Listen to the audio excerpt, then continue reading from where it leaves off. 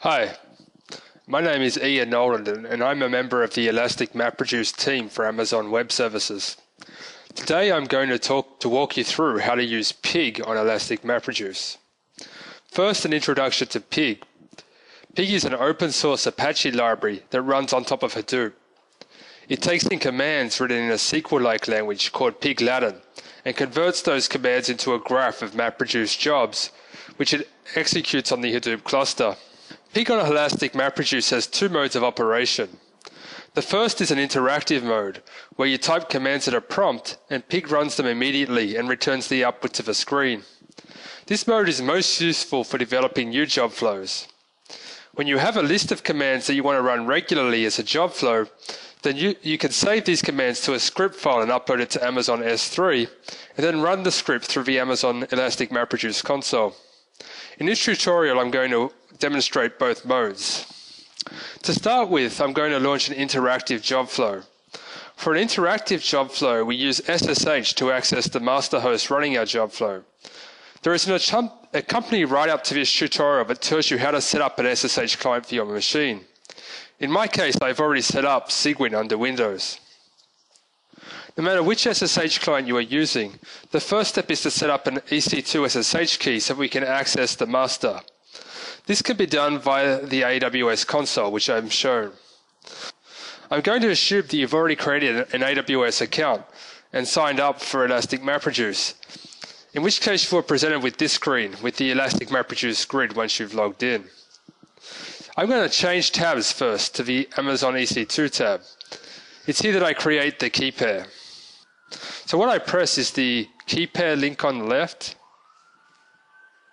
Then I press the Create Key Pair button.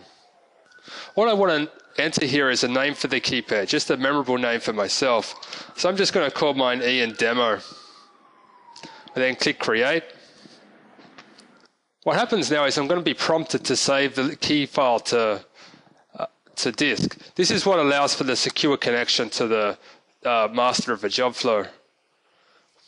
So what I want to do is save this file to a location that I can remember later, because I'm going to need it shortly.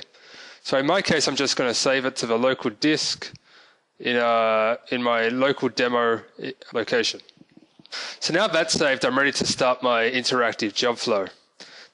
So I close the creation tab, and I then click back to the Amazon Elastic MapReduce tab. So now I want to press the Create New Job Flow button.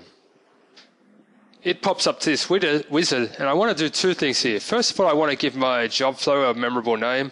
So I'm just going to call it my first interactive job flow. I'm then going to select the job type, which is a Pig program.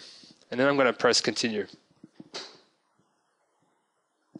The next screen has two options that I need to choose between. The top one is to execute a Pig script. This is the option that we choose when we've already created a Pig script and it's uploaded to S3 ready to run. However, what I'm interested in doing is creating a Pig script. And for that, I want an interactive session that lets me test out the commands. So I'm going to select the second option. I then click Continue.